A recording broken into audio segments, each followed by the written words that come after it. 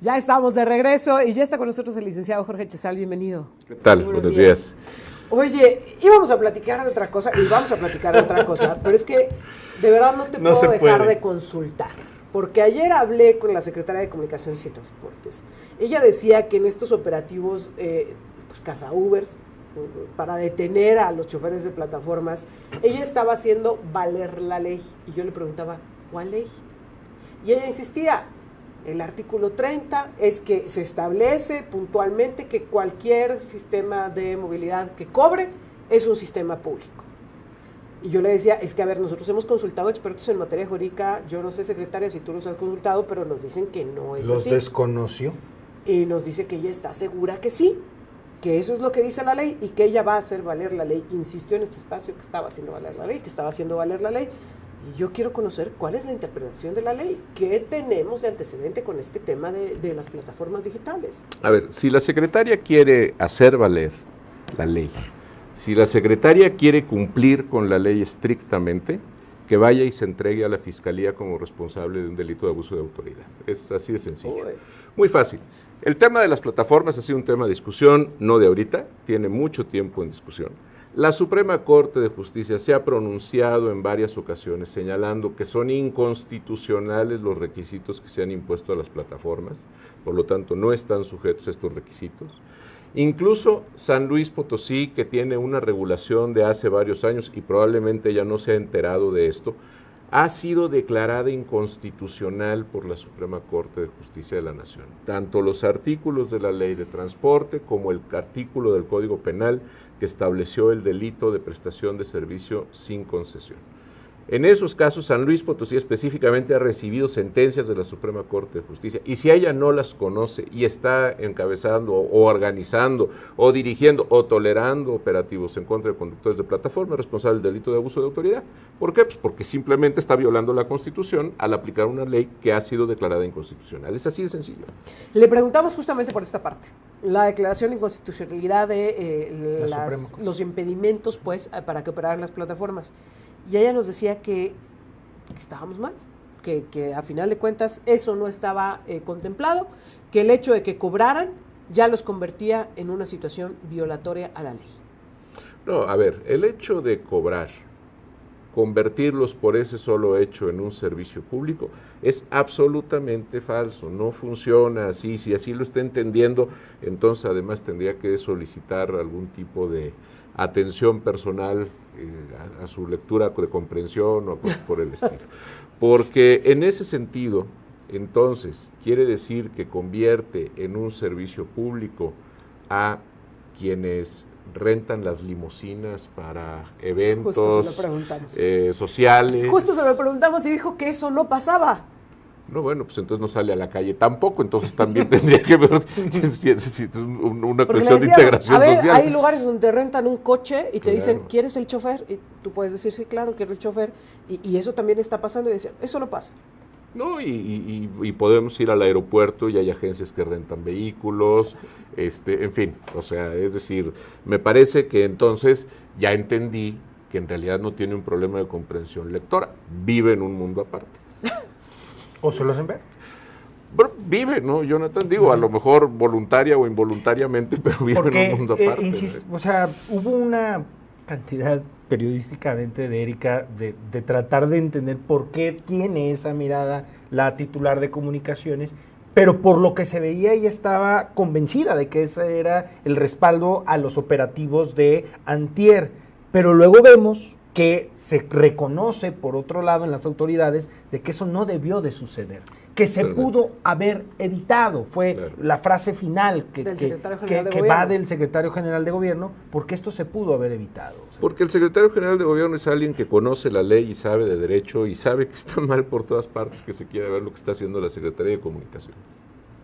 Así de fácil. ¿Qué tendría que pasar hoy día? Porque además lo que más nos preocupó de la entrevista con la Secretaría de Comunicaciones y Transportes es que decía que ellas iban a continuar.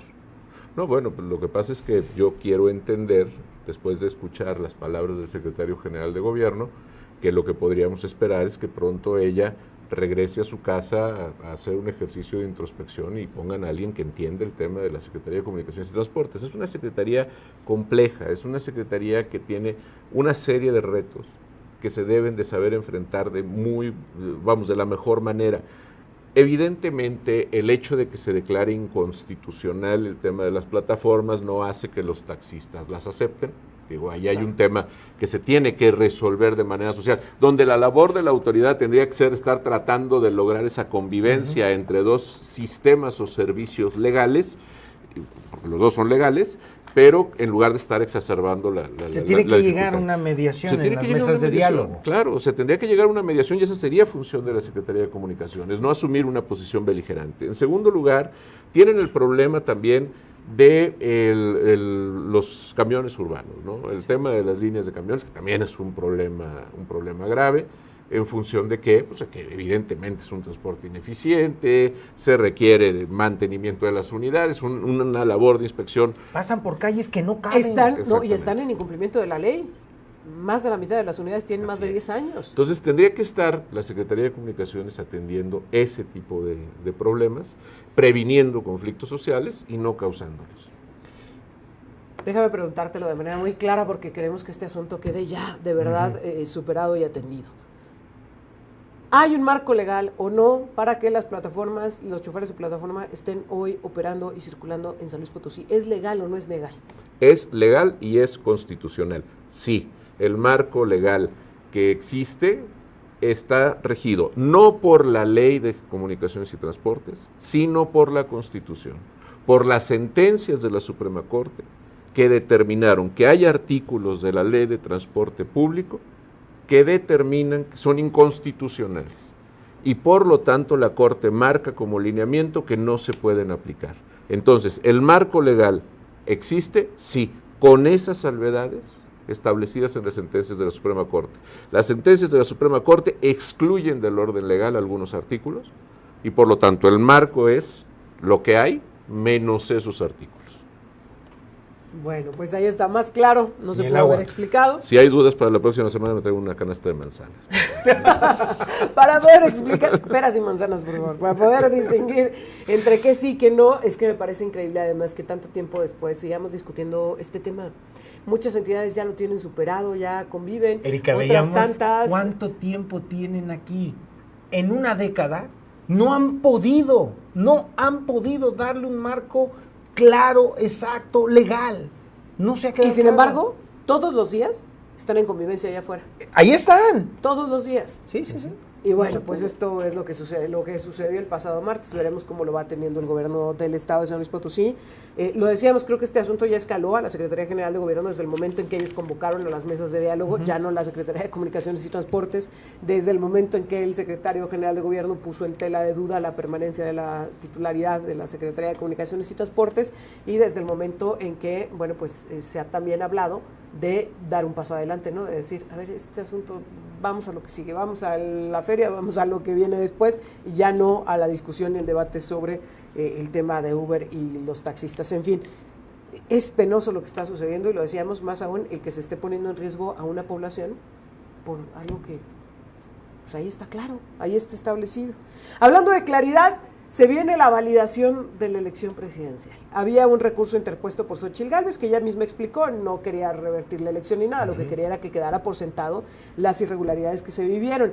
Ya, bueno, pues se ha determinado que hay legalidad en la forma en la que se dio la elección y ahora viene la calificación de la misma. ¿Qué podemos esperar, licenciado? Nada, o sea, es decir, nada en el sentido de la calificación de la elección presidencial, porque, a ver, es muy evidente que Claudia Sheinbaum ganó la elección.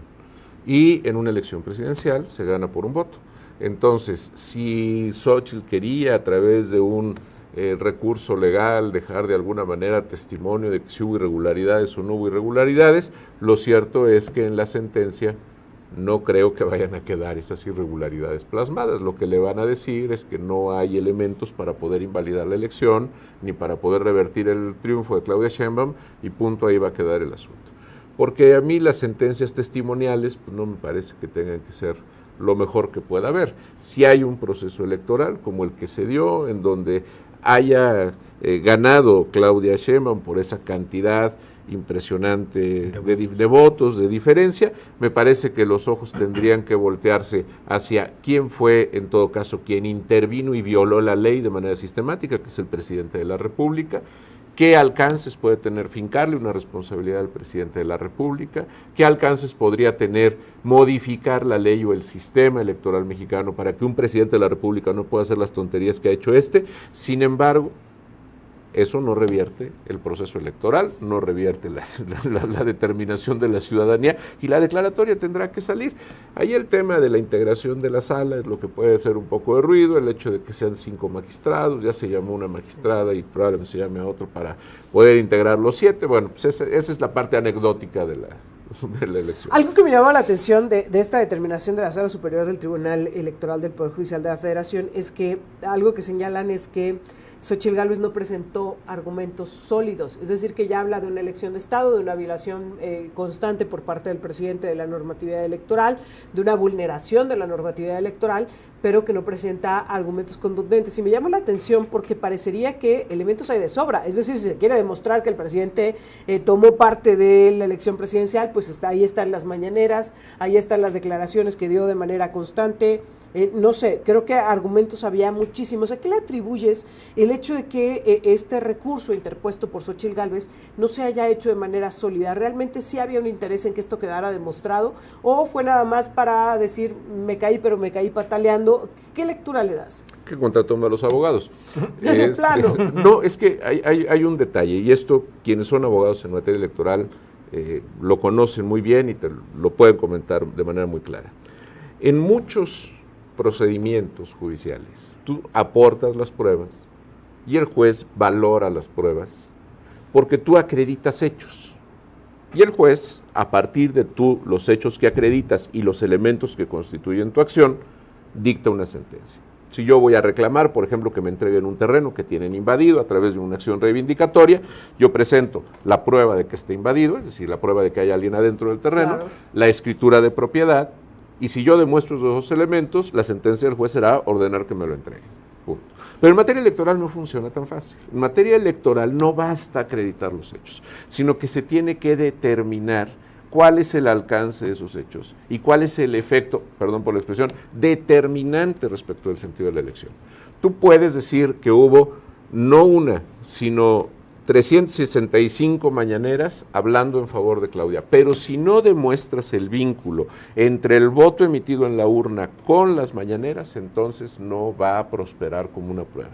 Podrás acreditar el hecho de que hubo la intervención presidencial, pero no puedes inferir que por el solo hecho de la intervención presidencial favorece a tal o cual candidato, sino que tienes que demostrar el vínculo entre eso. Y eso, alguien me dirá, ¿y cómo lo demuestras? Hay formas. Se podrían haber ofrecido, por ejemplo, pruebas demoscópicas que hubieran hecho un análisis de cuáles eran las motivaciones de votación por parte de la ciudadanía. Sí, claro, sí, en el mismo recurso. Cuando interpones en los medios de defensa, puedes aportar pruebas. ¿Cuántos de los beneficiarios de programas sociales se vieron condicionados a votar? Exactamente. Y esas pruebas, digo, hay pruebas objetivas, hay pruebas como son las actas. Hay pruebas como pueden ser actas notariales respecto de hechos violentos sucedidos en determinado día, pero puedes ofrecer pruebas periciales. Y una prueba pericial demoscópica te puede llegar a demostrar si está bien construida el sentido del voto. Vimos escenas en donde Andrés le levantaba la mano. Vimos declaraciones en las que decía Andrés, ya me voy porque voy a cenar con la doctora, porque voy a cenar. Le entregó el bastón de mando. Le entregó el bastón de mando. Luego se burlaba de Xóchitl y le decía, la señora X, pero en cambio, la gran doctora Claudia, o sea, siempre había momentos en los cuales se inclinaba la balanza. Yo te hago una pregunta, no me digas por quién votaste, pero eso a ti hubiera sido una motivación para decidir un voto. En lo particular no, pero muchas personas sí. ¿Cuántas? ¿Cuántas son muchas? Pues entonces lo que tendrías que hacer es un análisis demoscópico justamente para poder determinar qué efecto tiene, porque a lo mejor también yo estaría en tu situación, para mí eso no es una motivación, pero a lo mejor hay quien sí. Bueno, pues el chiste era haber demostrado que en 35 millones de personas era factible el poder determinar esa tendencia del voto en función de las expresiones. Aquella declaración del presidente de que los programas sociales le generaban defensores del movimiento de la 4T, pudo haber sido un argumento que buscara demostrarse, que tuviera que demostrarse a través de cuántos receptores de programas sociales votaron por Claudia Sheinbaum, y fue el tema del programa social un factor que determinara su voto, ¿no? Es a lo que te refieres con poder vincular. Así es, poder establecer cuál es esa secuencia lógica que se deriva de un hecho probado para poder llegar a demostrar algo. Por eso, por ejemplo, hubo un proceso, no me acuerdo exactamente si fue el año 94, por allá, cuando Roberto Madrazo era gobernador de Tabasco, o gana la elección de Tabasco, que se resuelve un asunto en la Suprema Corte donde justamente se hablaba de esta causal abstracta de nulidad de una elección. Que es decir, ganó a él. ¿Perdón? Le ganó a él. Así es, claro. Andrés. Así es, efectivamente, y esa es elección en donde la Corte se pronuncia y dice, a ver, es que no basta acreditar los hechos, sino que tienes que señalar la determinancia que tienen esos hechos respecto de la nulidad de la elección.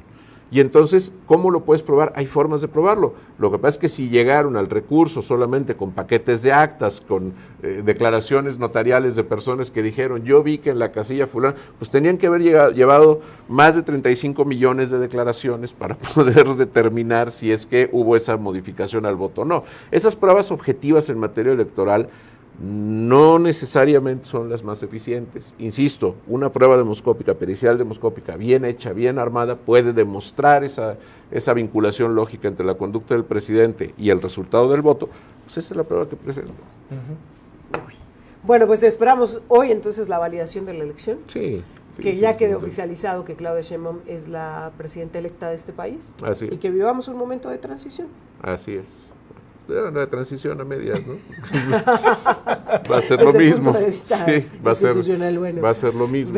Digo, probablemente lo único que hay que destacar, porque aparentemente no va a haber cambio, lo único que hay que destacar es que por primera vez tendremos en México una presidenta mujer.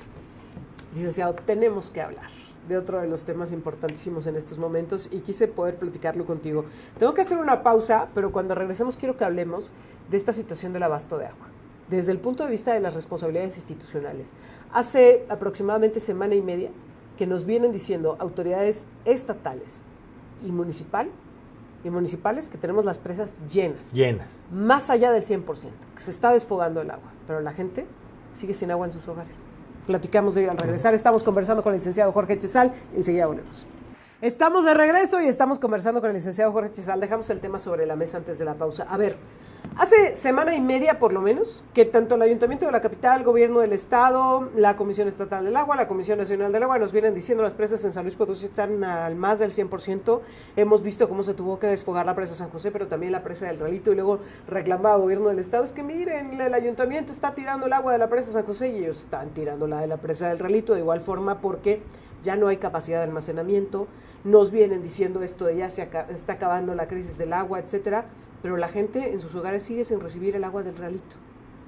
De la presa San José nos dijeron que ya están ahí recibiendo, que se oye que ya está cayendo el agua, dice la gente, ¿no? Ya por lo menos está llegando. Pero del Realito, nada.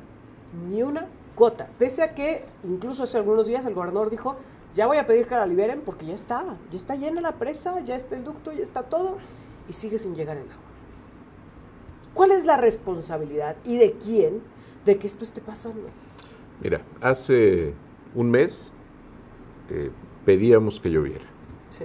Y cuidado con lo que deseas porque se puede cumplir, se cumplió. De tener la presa de San José vacía completamente, sí, llegamos a tenerla 3 semanas después o 2 semanas después, en donde no nada más se desfogaba la presa de San José por las compuertas, se salía por la parte de arriba. Es decir, hay unos videos muy impresionantes donde el agua está rebasando la cortina de la presa y está cayendo por la cortina de la presa como una gran cascada. El problema es, a mí me parece, una negligencia de las autoridades estatales y municipales, y no de las actuales, sino desde hace varias administraciones que se ha venido dando, que no han establecido otros mecanismos de almacenamiento, que no han establecido otros mecanismos de conducción, que no han puesto atención. Yo quiero pensar, confiados en que al fin y al cabo aquí no llueve mucho. Y entonces, como no llueve mucho, pues entonces tampoco tenemos por qué hacer obras para almacenar el agua. Vamos a verlo de manera muy simple. Sí. La presa de San José, en realidad lo que hace es que corta el río de Santiago para formar ese vaso captador de agua. Si nosotros seguimos el curso del río de Santiago hasta su origen, pues vamos a ver que justamente la cortina de la presa interrumpe lo que es el cauce del río de Santiago para formar esta cuenca de almacenamiento. Por eso el agua tiende a inundar el río de Santiago. Claro, porque sigue su cauce. Sigue su cauce, que es su cauce natural. La presa se creó con determinadas medidas, en determinado lugar, por determinadas condiciones, por determinada población que había en San Luis Potosí, el punto más alto que había respecto del cauce, para que luego por gravedad pudiera bajar y distribuirse en la red. Pero tenemos que toda esa agua sobrante que recupera el cauce va a dar a algún lugar. Bueno, de hecho va a dar a Soledad, ¿no? Porque sigue todo el río y llega hasta Soledad. ¿Podrían haberse buscado formas de almacenamiento? Me parece que sí.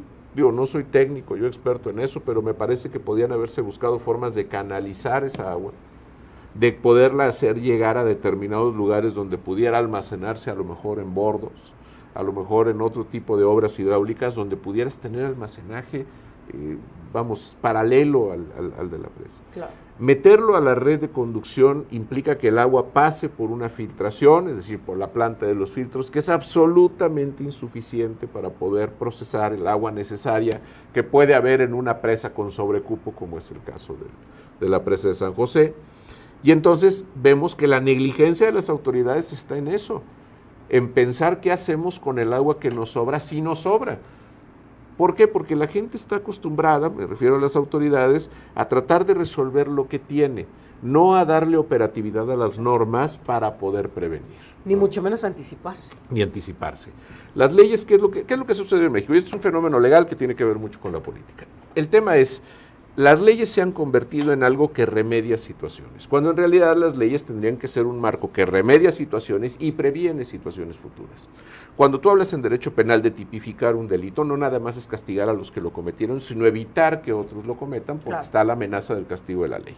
Entonces, si tú tienes disposiciones normativas que te dan facultad para poder tomar decisiones en materia de abastecimiento de agua, prestación de servicios, etcétera, pues entonces lo que tendrías que hacer es estar pensando cómo le vas a hacer si llegas a tener un excedente o si llegas a tener tal o cual situación.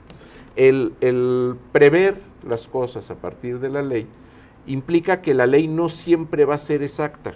Es decir, la ley debe de regular no solamente hechos probados, sino que debe de regular hechos probables, que nunca lleguen a suceder. Perfecto.